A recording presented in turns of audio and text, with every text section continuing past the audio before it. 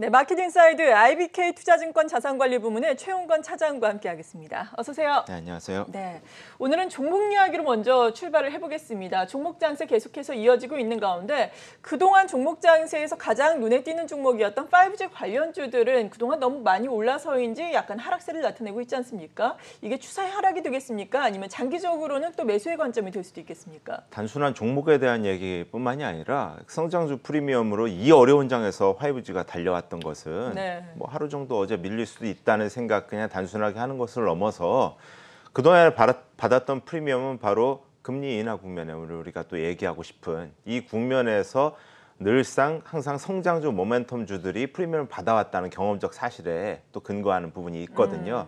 그래서 미국 장단기 금리차 축소 국면에서는 거의 뭐 경험적인 이런 성장주들이 그 상승의 DNA를 가지고 있다. 이런 이해들도 먼저 도움 말씀 한 말씀 드리고요. 네. 하지만 너무 급하게 달려왔던 경향이 급하고 과하게 달려왔던 경향이 있기 때문에 밸류에이션을 상대적으로 비교하는 종목 간에 한두 종목이 아니지 않습니까? 이런 그렇죠. 투자가 필요하다는 말씀을 드리고 싶어서 증권사 추정치 기준으로 종목들은 너무너무 많죠. 네. 근데 시총 한 2천억 넘는 종목들만 몇 종목 추려봤거든요.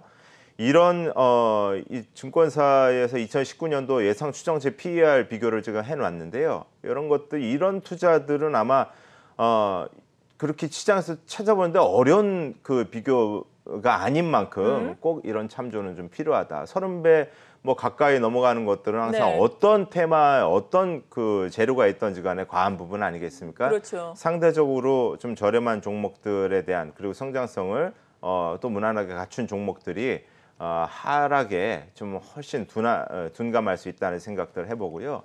이러한 말씀은 다시 드리지만 특정 종목에 대한 어떤 투자 아이디어에 착안한다기보다 이 상대적인 그 부담을 감안할 때 그동안 그 가파른 상승에 대한 그 부작용에서 좀 자유로울 수 있는 종목을 고르는 것 이상 또 지금 뭐 통신주들이 만약에 이렇게 좀 한번 울컥거리고 오늘 또 아름다운 친서 덕분에 경협주들이 또 오르고 이런 그 과정을 생각하면 테마가 약간 순환하는 관점에서 혈류도 돌아야 몸이 건강한 것처럼 시장 차원에서는 새로운 어떤 긍정적인 부분들을 느낄 수 있을 것 같아요. 한국은행 총재도 아름다운 코멘트를 했고요. 그러네요. 그래도 5G와 관련해서 투자의 아이디어를 좀 더 여쭤보고 싶은데 일단은 그동안 말씀하신 것처럼 너무 어려운 시장에서 빠르게 크게 달려왔기 때문에 지금 쉬어가는 국면이 될 수도 있겠습니다. 일각에서는 5G 시장이 전 세계적으로 열리는 만큼 그래도 계속해서 긍정적으로 볼 수는 있겠다라는 의견인데 방금 또 예상 PER을 또 정리를 해서 말씀해 주셨잖아요. 그렇다면 예상 PER에서 이 종목군에서 상당히 낮다라고 할 수 있는 뭐 KMW라든지 이런 종목 같은 경우에는 지금의 조정을 이용해서 접근이 가능하다라고 투자의 아이디어를 주시는 건가요? 어떠세요? 와, 그렇게 물어볼까 봐 그런 말을 안 하고 그냥 써놓기만 한 건데 굳이 물어보시면 투자를 다수 종목에서 할 것 같으면 10배 안쪽에 있는 종목들을 하고 싶다. 이런 생각이 뭐 인지상정이 아닐까 싶습니다. 네, 그렇군요. 그리고 기준금리 인하에 대해서 좀 여쭤봐야 할 텐데 앞서서 한국은행 총재의 스탠스 변화에 대해서 좀 도움 말씀을 드렸어요. 하지만 먼저 미국의 기준금리 인하에 대해서 어떻게 보시는지 궁금한데요. 이거를 제가 보는 게 무슨 의미가 있을까요? 이미 시장에서 10명 물어보면 9.5명이 다 그렇다고 대답을 하지 않습니까? 지금 뭐 8월이냐 9월이냐 가능하냐 하반기에 뭐 이런 이야기들을 하고 있는데 제가 생각하는 것은 지금 만약에 더 빨리도 6, 7월에도 가능할까 이런 생각들을 지금 해보는 그런 관점인 거거든요. 근데 그런 관점을 어떻게 해석하시는가에 대한 몫을 또 뭐 남겨드리고 싶지만 더 빨리도 가능할까라는 생각은 결국 그게 더 빨리 되는가는 중요하지 않습니다. 시장은 그만큼 더 빨리 움직일 수 있다라는 데 결국은 결론적으로 우리는 초점이 맞춰질 거기 때문에 그런 기대를 한번 해보는 거죠. 지금 금리 역전 상태이잖아요, 장단기. 지금 금리 역전에 금리 인하 기대를 지금 2년물과 기준금리 역전으로 지금 반영하고 있는 시장이기 때문에 선제적이고 또 증권사 코멘트를 인용하면 좀 보험적인 오늘 그 한 총재도 이야기를 했습니다만 6월 기준금리 인하 가능성 있다고도 볼 수 있다고 지금 생각하는 거거든요. 그래서 ISM 지수는 기준금리 사이클 동향에 상당히 밀접해왔던 지수입니다. 이게 지금 3년 내 최저 수치까지 내려와 있고 또 5월 고용 부진도 연준을 안 그래도 압박하고 있는 중입니다. 네. 17만 이 넘어가는 컨센을 갖고 있던 비농업 취업자 증가가 7만 5천밖에 나오지 않았고요. 제조업 고용도 하향 수정됐기 때문에 총체적으로 지금 부진한 매크로 지표들을 가지고 있는 것이거든요.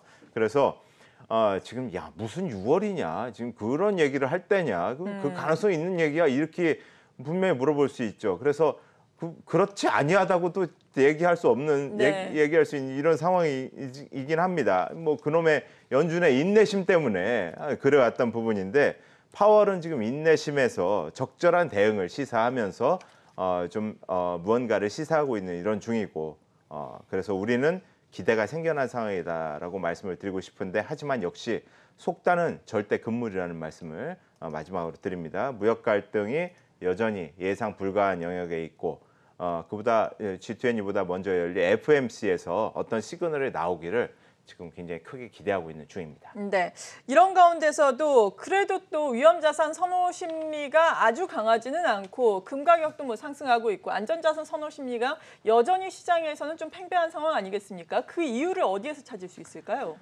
자금 시장의 동향은 사실 좀 안전자산 쪽에 더욱 견고한 모습들을 보이고는 그렇죠. 있습니다.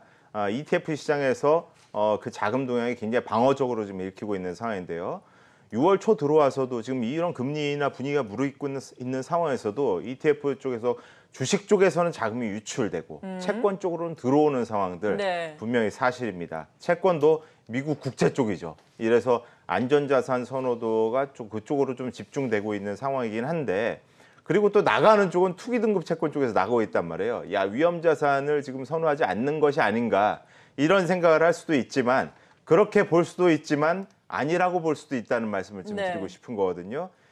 금도 말씀하셨습니다. 금 ETF 쪽으로 자금 유입이 다시 들어와서 지금 미국 국채, 금 이런 쪽으로 모임이 목도되기 때문에 일견 연준의 그 금리 인하 가능성에도 시장 참여자들 포지션 분위기는 별반 변한 게 없다.